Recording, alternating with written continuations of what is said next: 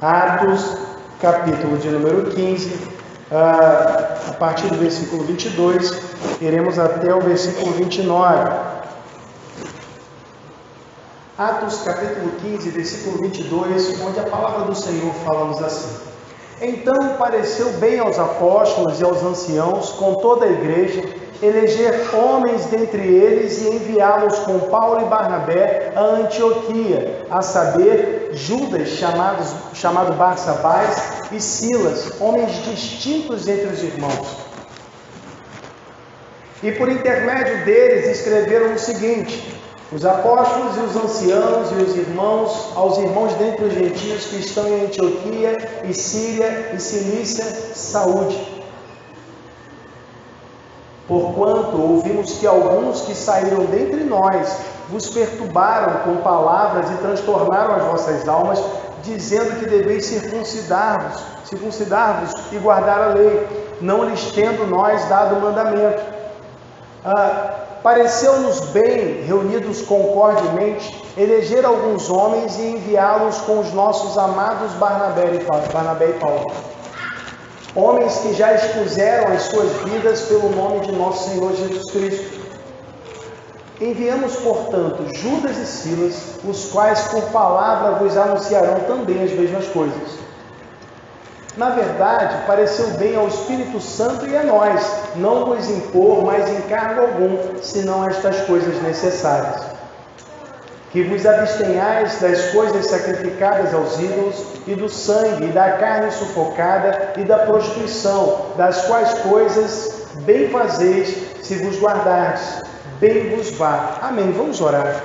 Senhor, nós te glorificamos, ó Deus, porque reconhecemos o privilégio que temos em podermos, ó Deus, termos contato com a Tua Palavra, ó Deus, sabendo, Pai, que nesse contexto em que vivemos, ó Deus, não sofremos nenhuma hostilidade física por conta disso, mas, ó Deus, podemos com liberdade, com alegria, ó Deus, ler a Tua Palavra, expô-la, refletir sobre o que ela diz, ó Deus, e assim, Pai, seguirmos em frente fazendo a Tua vontade.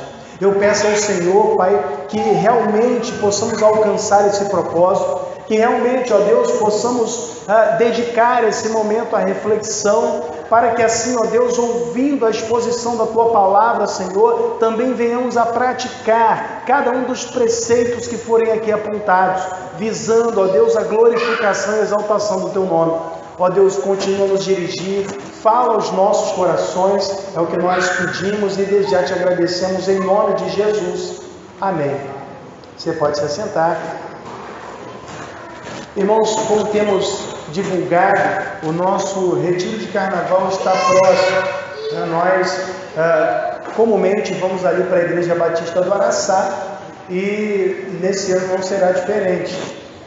Mas algo que chama a atenção no nosso percurso em direção ao Araçá é que nós temos algumas opções para chegarmos até aquele local, né? Nós podemos ir para o Araçá pela Rua do Fogo, como também podemos ir para o Araçá lá pela antiga 1001. Né? Nós temos aí basicamente dois caminhos. E ao longo da nossa vida também nós nos deparamos com diversos caminhos.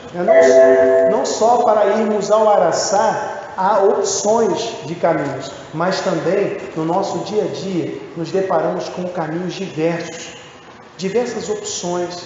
Fazemos isso ou fazemos aquilo, seguimos por aqui ou seguimos por lá. Tantas opções são postas diante de nós, mas nem todas elas estão em concordância com aquilo que a Bíblia ensina. Mas é necessário que nós reflitamos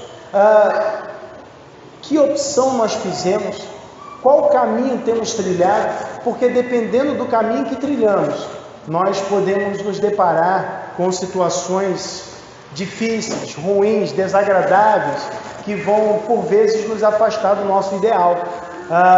Um exemplo disso, né, nesse período de verão, nós vemos a cidade lotada e percebemos que há alguns caminhos que inevitavelmente eles vão estar congestionados. Mas quem é morador conhece os atalhos, né? Então a gente vai, desce, vai por baixo, como já citei em outra ocasião, né? A gente vai ali por trás do açaí, a gente vai fazendo algumas manobras para poder desviar desse caminho tumultuado. Porque se nós fizermos a opção de seguirmos nesse caminho tumultuado, a nossa opção vai nos levar a uma condição desagradável e talvez não conseguiremos alcançar o nosso objetivo. Da mesma forma, é importante refletirmos sobre o caminho que trilhamos quando o assunto é a fé cristã. Porque, na verdade, só há um caminho, né? O caminho é Jesus Cristo, é o único caminho. Mas, pensando de forma figurada, metafórica, quero refletir sobre posturas, posicionamentos que assumimos e tratar essas posturas e posicionamentos como caminhos também, como opções, escolhas que fazemos e que por vezes podem nos levar a uma postura desalinhada com a Sagrada Escritura. Por isso quero pensar com os irmãos nesta noite acerca de uma pergunta: qual o caminho você tem trilhado? Qual caminho você tem trilhado? Por onde você tem andado? Quais as escolhas você tem feito? Que posturas tem assumido? Será que cada uma delas está em concordância com o que a Bíblia diz? É o que nós precisamos refletir não só neste momento. Essa deve ser a nossa reflexão em todo o tempo. Qual caminho você tem trilhado? E a primeira coisa que quero destacar a respeito dessa pergunta, qual o caminho você tem trilhado, é uma outra pergunta. Você tem trilhado o caminho da unidade ou o caminho da discórdia? Irmãos, quando nós lemos esse texto, fica fácil de nós percebermos que se trata de uma continuação de um cenário que já havia sido apresentado aqui. Estamos no meio do capítulo 15. Então, muita coisa já aconteceu, muita coisa já foi narrada.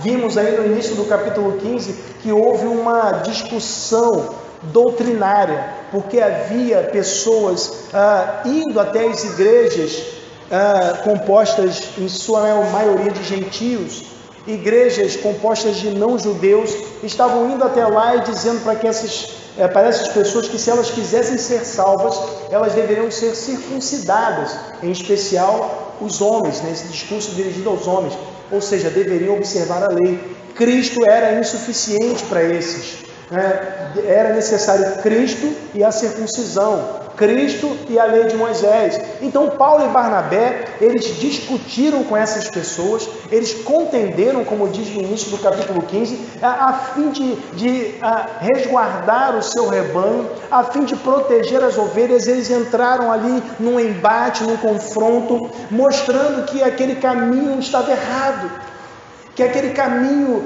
da insuficiência de Cristo não era o caminho do Evangelho. Então, a questão não foi resolvida ali e eles levaram o caso para os apóstolos em Jerusalém.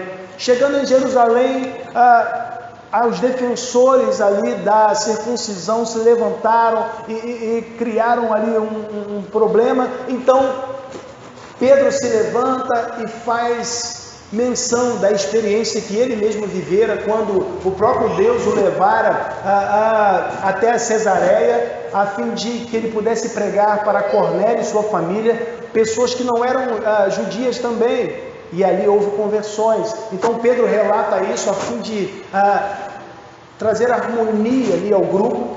Então, logo após, Paulo e Barnabé, eles relatam o que Deus fizera através deles. Então Tiago, líder da igreja naquela ocasião, se levanta e profere um discurso falando: olha, Pedro já falou, então nós cremos nisso, que Deus operou, e desde o Antigo Testamento ele já havia anunciado através de seus profetas que faria isso, que incluiria os gentios.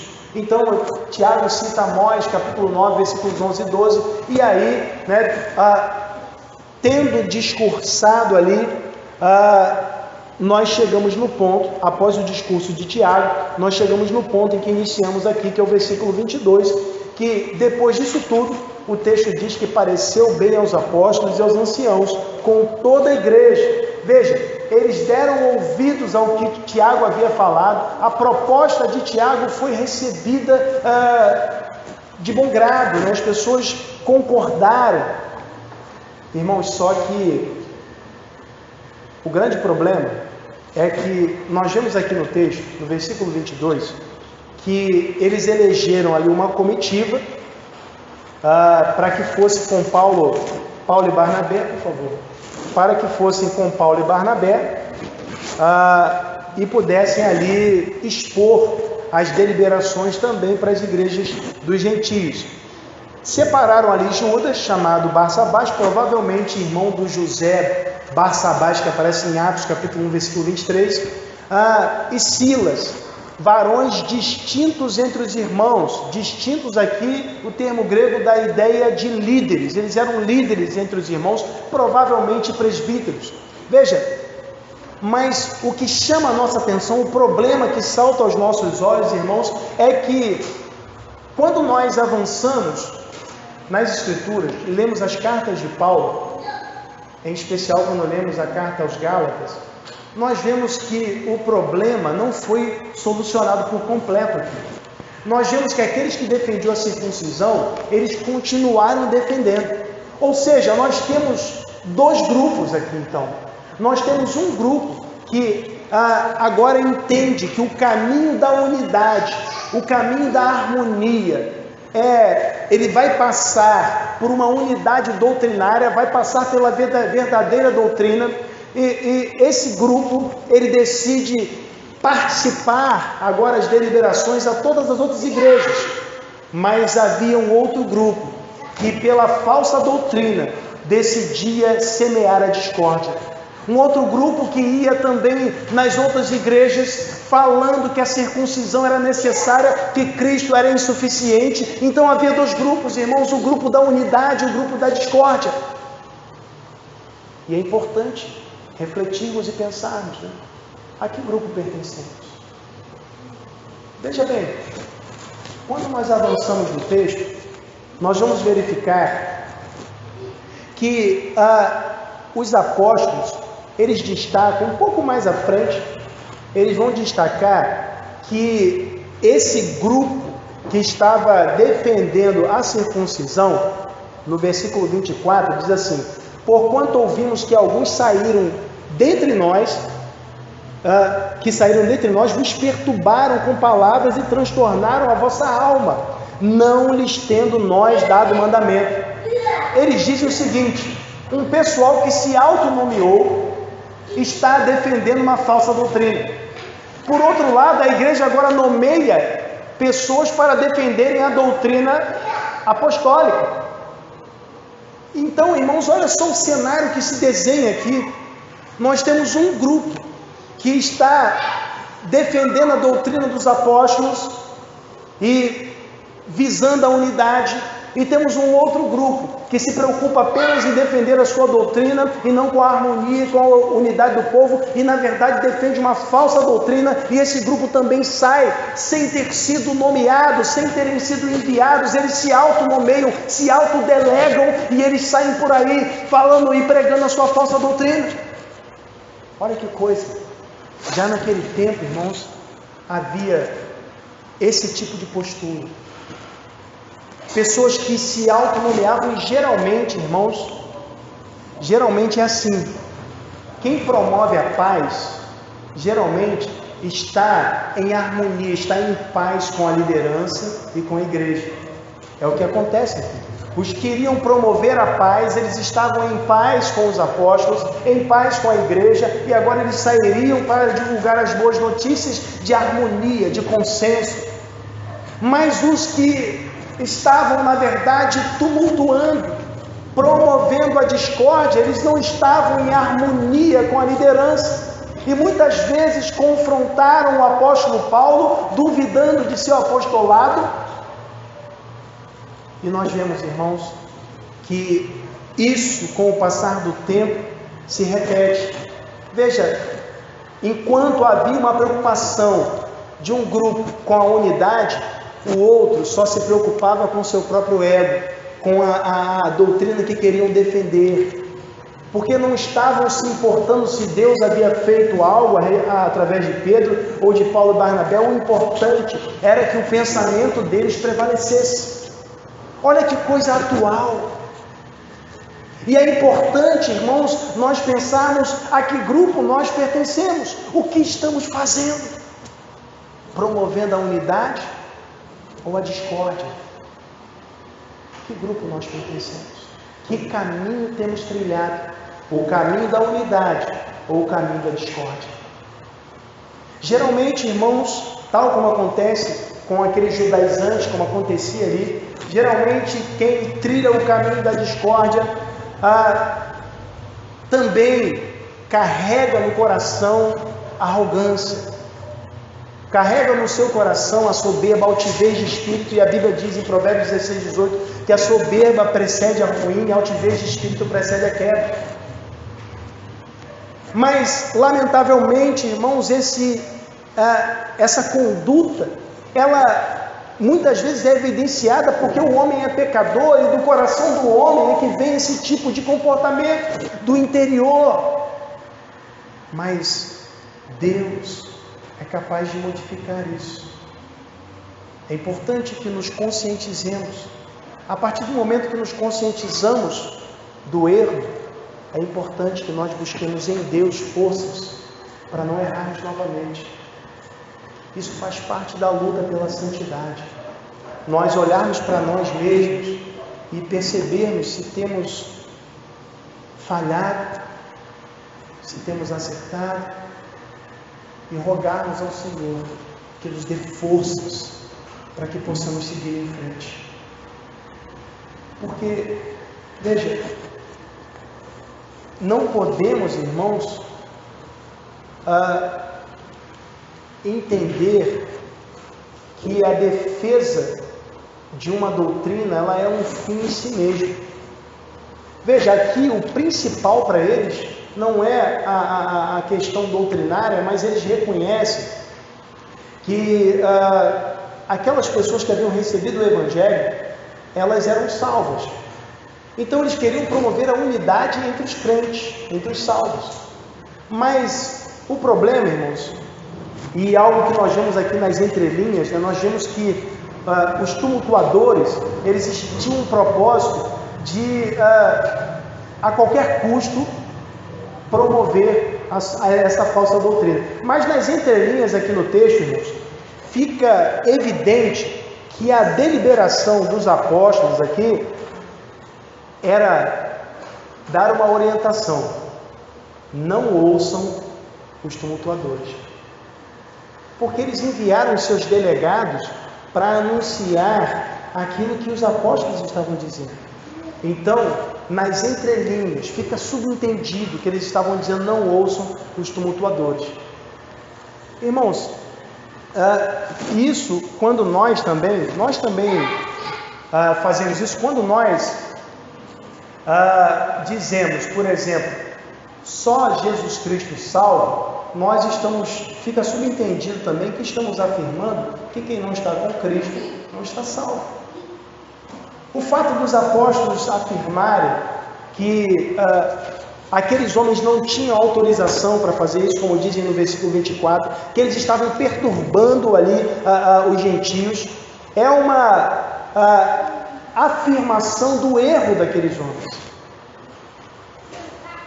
A unidade, ela depende da unidade doutrinária, mas sobretudo de uma postura de submissão diante do nosso Deus, porque somente quem é submisso ao Senhor consegue se submeter ao próximo, consegue se submeter à sua liderança, consegue lidar e se relacionar com as pessoas.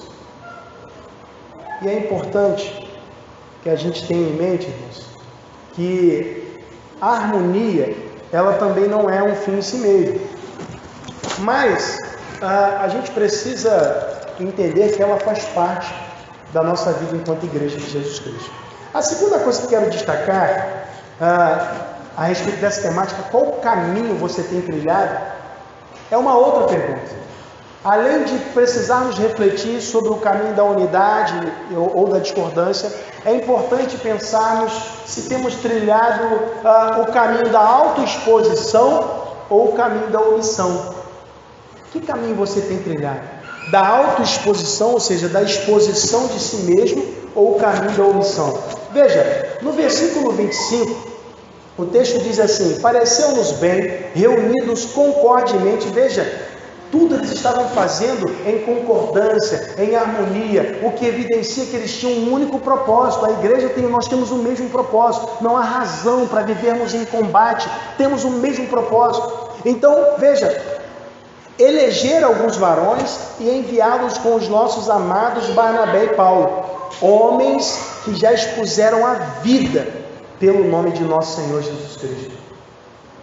Olha só, o termo grego aqui traduzido como vida é o mesmo termo traduzido como alma, né? Que alguns recitam como psique. Mas, enfim, eles expuseram as suas vidas. Não é que eles expuseram a alma como uma parte independente do homem, mas eles se expuseram, a autoexposição. Eles fizeram isso por qual razão? Pelo nome de nosso Senhor Jesus Cristo. Veja, eles se expuseram por amor a Cristo. Agora, os judaizantes, aqueles que defendiam a circuncisão, esses não queriam se expor. Esses queriam estar bem com todo mundo. Por isso que eles defendiam. Como assim, pastor?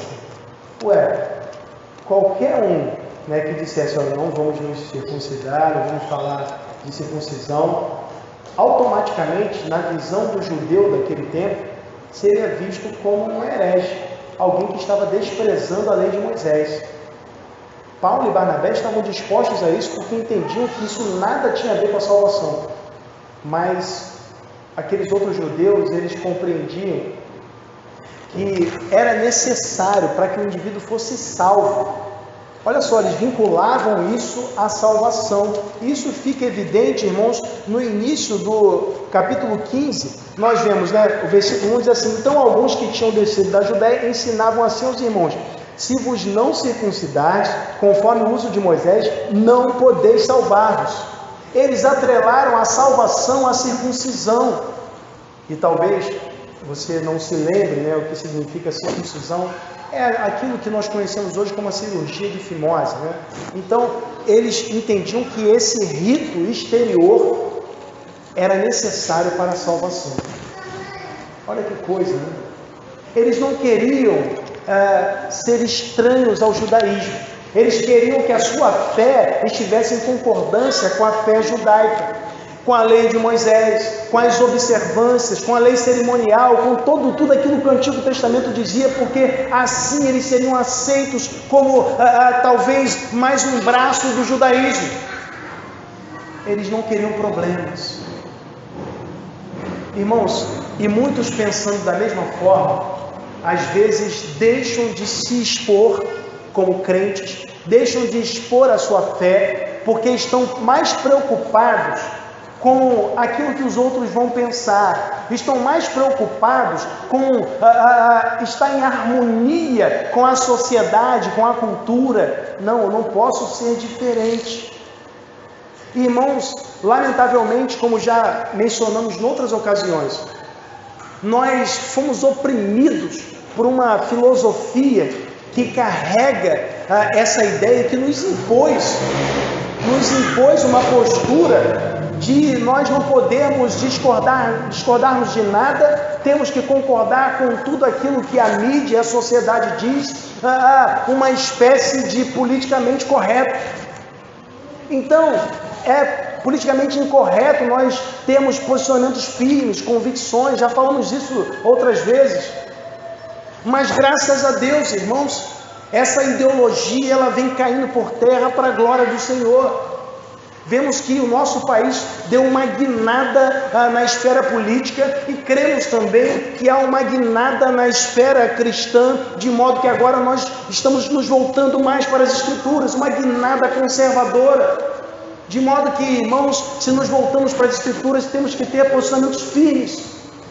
Irmãos, nós não podemos ficar preocupados com o que o mundo está pensando, com o que a cultura está dizendo, com o que a sociedade vem propagando através da mídia. Não! Nós devemos manter nossas posições firmes e nos auto-expormos. devemos expor as nossas posições, nós devemos dizer sim, que nós cremos no casamento, cremos que ele é indissolúvel, que nós não concordamos com o divórcio, que nós não concordamos com a fornicação. Temos que reafirmar os nossos posicionamentos, que nós cremos que só Jesus Cristo salva.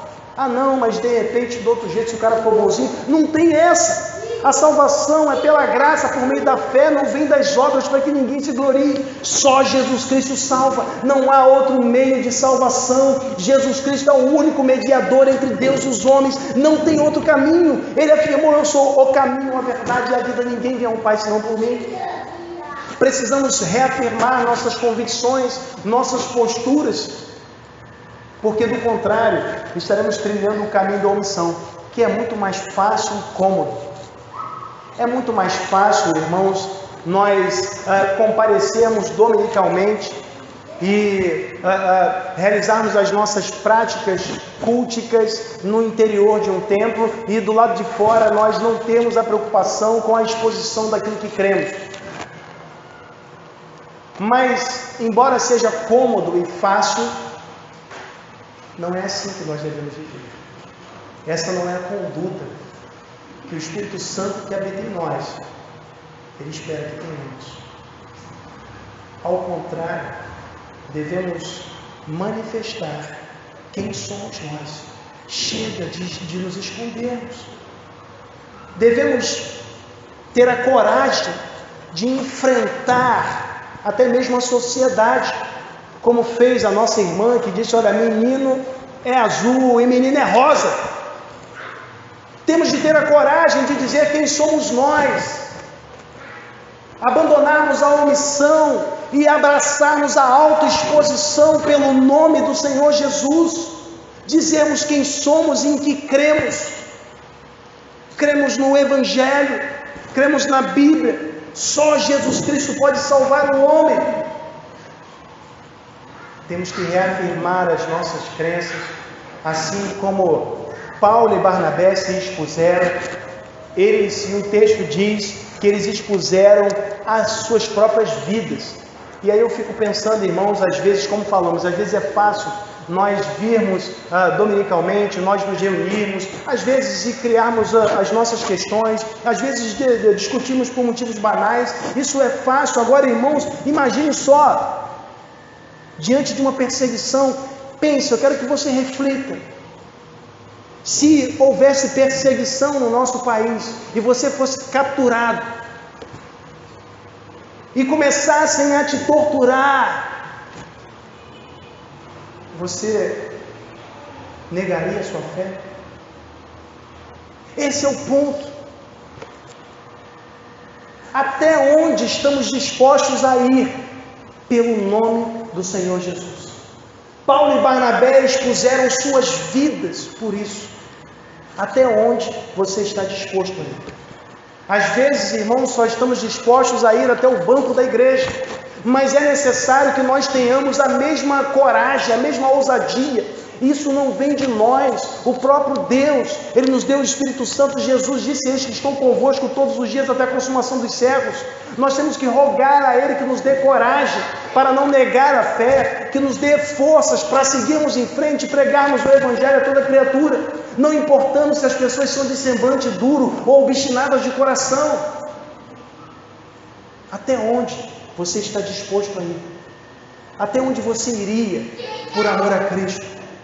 Irmãos, às vezes confrontamos uns aos outros, enfrentamos uns aos outros, mas onde nós devemos combater de fato, por vezes recuamos, titubeamos. Onde deve ser travado o nosso combate diante daquelas pessoas que não conhecem a Cristo, apresentando o Evangelho. Irmãos, é lá que devemos combater, anunciando a boa notícia da salvação.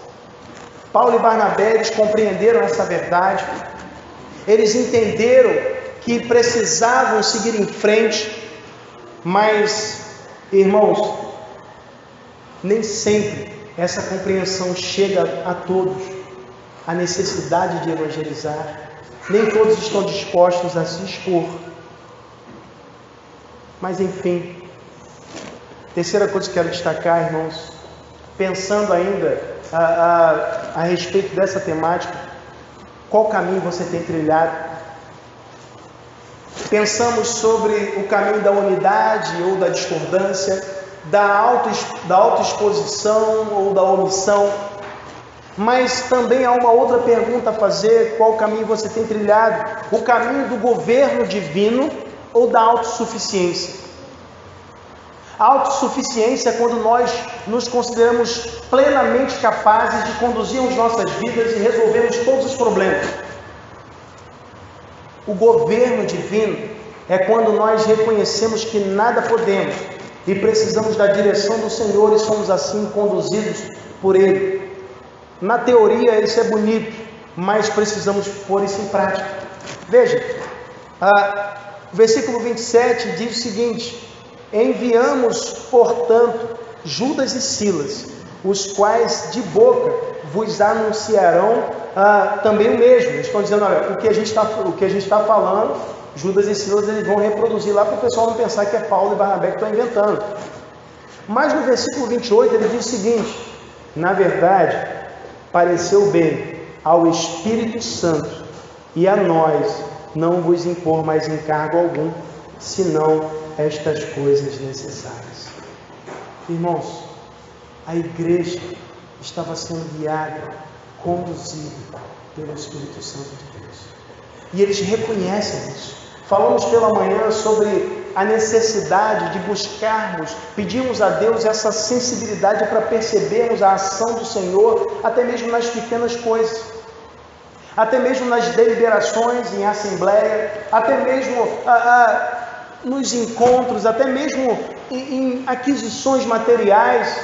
Precisamos entender que Deus age o tempo todo. Como falamos pela manhã, Deus age preservando tudo que criou, Ele age manifestando sua providência. Deus é o grande maestro da história. Sem Deus não haveria história.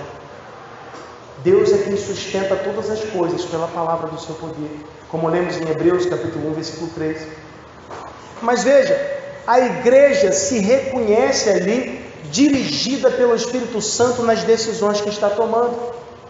Eles entendem que Deus, o grande governador, os está conduzindo porque reconhecem que sozinhos não poderiam tomar tal decisão. Reconhecem que não são autossuficientes, que na verdade são carentes da graça, da misericórdia do Senhor. Então, nós, a partir daí, quando recuamos nos versículos, nós vemos que, desde o princípio nesse texto, a ação de Deus vem sendo reconhecida. Veja, Paulo e Barnabé, após a discussão ali com os judaizantes, eles seguiram e foram descrevendo por onde passaram aquilo que Deus havia feito.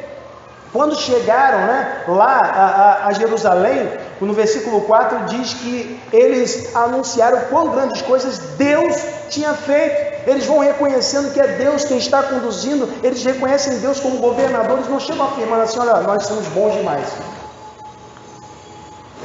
O método que nós empregamos de crescimento de igreja funcionou, deu certo. Nós elaboramos esse modelo ministerial e agora é isso aí que está bombando. Não, eles disseram, é Deus que está fazendo. Quem somos nós?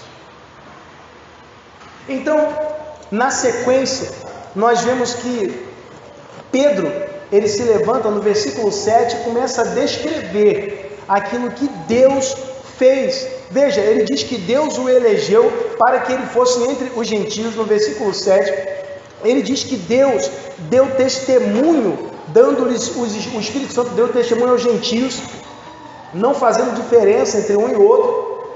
Então, Pedro ele relata o que Deus estava fazendo. Pedro reconhece o governo de Deus. Ele não diz, olha, eu sou bom demais e por isso que eu cheguei lá e preguei e teve conversão, porque eu sou o cara. Não, ele diz, olha, Deus. Em seguida, Tiago, ele se levanta e também ele reconhece a ação de Deus naquilo que Pedro relatara e reconhece a ação de Deus na história, entendendo que desde o Antigo Testamento Deus já anunciava a inclusão dos gentios. E então, irmãos, agora nesse momento, mais uma vez, a ação de Deus é enfatizada. E aí há uma conclusão inevitável aqui. Quando nós somos governados por Deus, nós vamos buscar a unidade. Esse era o propósito. Tiago, ele estava ali propondo que a igreja tivesse uma agenda mínima a ser observada tanto por judeus quanto gentios, de modo que houvesse harmonia entre os dois grupos. Como os judeus tinham muita dificuldade com os gentios por causa da dieta deles, por causa da alimentação deles, então Tiago ele dá orientações a respeito dessa dieta. Não comam carne sufocada e tal, mas perceba que dentre os elementos que Tiago destaca aqui, todos eles estão relacionados ao culto pagão. Veja, no versículo 29 ele diz que vos arubistemais das coisas sacrificadas aos ídolos. Poxa, paganismo evidente aqui. E do sangue. Também os pagãos, a carne sufocada, a utilização do sangue no contexto do culto era frequente nos cultos pagãos. Veja, e ele destaca a fornicação. Por que isso? Porque a fornicação ou a prostituição, ela acontecia no culto pagão. O culto pagão tinha orgia. Não era um culto como o nosso, o culto cristão. Era um culto onde as pessoas ali se prostituíam, um culto promíscuo. Então ele destaca todos esses elementos. Olha, não faço isso. É óbvio que sendo judeu ou gentio, depositando a fé em Cristo, jamais nós iremos praticar algo dessa natureza. Mas ele deixa claro ali que esses elementos, todos eles, estão vinculados ao culto pagão. Irmãos, nós lemos textos nessa noite, 1 Coríntios capítulo 8, 1 Coríntios capítulo 10, que destacam que o ídolo nada é. E que se nós comermos alguma coisa, seja o que for, isso não nos fará mal algum. Porém, por causa da consciência, a consciência do outro, nós não o fazemos. Então, o que o concílio aqui de Jerusalém, aqui em Atos 15, delibera, não é algo universal. Não é algo para todas as igrejas em todos os tempos, mas uma palavra conciliadora naquele momento, visando a unidade, porque eles conduzidos, governados por Deus, reconhecendo a sua limitação, a sua pequenez, governados pelo Senhor, eles visam promover a unidade da igreja. De modo que quando somos dirigidos por Deus, é isso que nós vamos promover. Quando somos dirigidos por Deus, irmãos, nós não vamos, em hipótese alguma, manter contato com o culto aos ídolos. Quando somos governados por Deus, irmãos, nós não vamos buscar a autoexaltação, mas nós vamos sempre acreditar tudo o que acontece ao Senhor, porque sabemos que sem o Senhor nada podemos fazer. Mas, lamentavelmente, irmãos, às vezes nós apontamos quem é de Deus, quem não é, mas nem sempre nos preocupamos com a nossa condição. Será que realmente o Senhor é quem tem governado nossos corações? Quem está no trono do seu coração? Será que é o eu, você mesmo? Ou é o próprio Deus? Quando Deus é quem nos governa, irmãos, essas verdades elas ficam fáceis de ser compreendidas. Entendemos que ao invés de discórdia, devemos trilhar o caminho da unidade. Entendemos naturalmente que ao invés da omissão, devemos nos expor por amor a Cristo. Entendemos que nós não somos nada e as nossas decisões ou escolhas, por melhores que pareçam, elas devem ser submetidas ao crivo da vontade de Deus, pois só a vontade dele é boa, agradável e perfeita. Do contrário, nós não estaremos sendo governados por Deus, porque às vezes dizemos: olha, eu sou governado por Deus, mas faça a minha vontade. Os judaizantes, eles tinham mais ou menos essa postura: servimos a Deus, mas não reconhecemos as ações de Deus por meio da igreja. nós só reconhecemos as ações de Deus no judaísmo. Então Deus só vai agir se for desse jeito. Então, quando nós entendemos isso, entendemos a necessidade de reconhecermos o governo de Deus em nossas vidas, e isso é o que a expressão reino de Deus expressa quando Jesus usa. O reino de Deus está em nós. O que significa isso? Que o Senhor governa soberanamente sobre os nossos corações. O reino de Deus é o governo do Senhor sobre os corações dos homens. E aí é o momento que nós precisamos pensar: quem governa nossas vidas, quem governa nossos corações? Às vezes dizemos Deus, mas tudo aquilo que Deus manda nós fazermos, nós não queremos fazer. Tudo aquilo que Deus diz para não fazermos, nós queremos fazer. Quem governa o seu coração? Que caminho você tem trilhado? Agora, há uma orientação apostólica para a igreja. Irmãos, mas nem todos seguiram essa orientação. A liderança ali orientando, mas houve alguns que se mantiveram.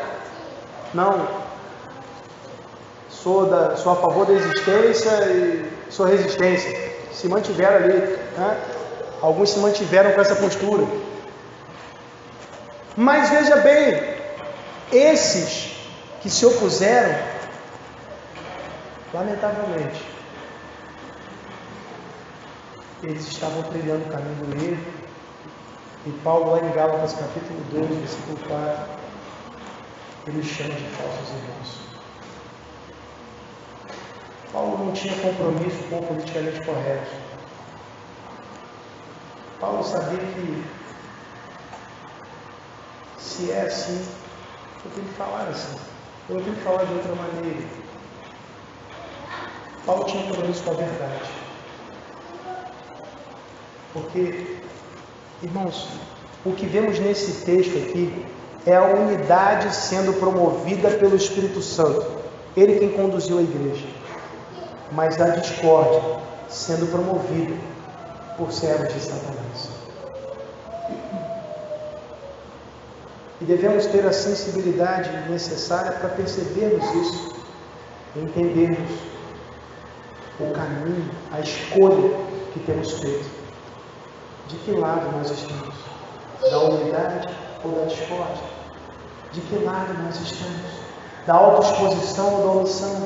Que lado nós estamos? Do governo divino da autossuficiência? Só há um lado certo. Que é isso, pastor? Não podemos dizer que tem um certo, porque se dissermos que tem um certo, dizendo que tem um outro errado. Sim, mas a ideia é essa mesmo. Entendeu? Então é isso aí mesmo. Só tem um lado certo, irmãos, e Jesus Cristo, ele fala isso diversas vezes. Mateus capítulo 25, ele diz que vai, no dia do juízo, separar uns dos outros. Quem tiver à direita é ovelha, quem tiver à esquerda é bode. Só as ovelhas vão para o céu. Só tem um lado certo. E esse lado é o lado de Jesus. E se estamos do lado de Jesus de fato, Ele deve ter o governo do nosso coração. As decisões, as atitudes devem ser governadas pelo Todo-Poderoso, entendendo que sem Ele nada podemos fazer. E se Jesus ainda não governa o seu coração, eu quero te convidar, te dar a oportunidade de você manifestar publicamente o desejo. Se você entendeu essa mensagem, eu entendo que preciso me submeter ao crivo da vontade do Senhor, preciso me submeter ao governo de Deus. Se você entende isso, entende que o caminho trilhado até aqui não era o caminho da unidade do corpo, não era o caminho da autoexposição, mas da omissão, não era o caminho do governo divino, mas da autossuficiência. Esse é o momento de se render de uma vez por todas aos pés do Senhor, entendendo que Ele é o único que pode nos conduzir para o céu. E se você deseja tomar essa atitude, sinalize, levante sua mão e nós vamos juntos orar e vamos clamar a Deus, vamos dar graças ao Senhor, porque cremos que Ele é quem torna possível todas essas coisas. Alguém? Vamos orar. Senhor, te damos graças, porque sabemos, ó Deus, que sem o Senhor, ó Pai, nós não podemos fazer nada. Sem o Senhor não somos nada. Te agradecemos por isso, ó Deus, porque mesmo assim, mesmo sem merecer coisa alguma, o Senhor veio ao nosso encontro, mostrando graça, misericórdia. Obrigado, Deus. Peço a Ti que continue, ó Deus, a nos dirigir, a nos guiar, a falar aos nossos corações, governando-nos, ó Deus, em todo o tempo, para que em tudo que fizermos, ó Deus, sejamos instrumentos da glorificação do Teu nome.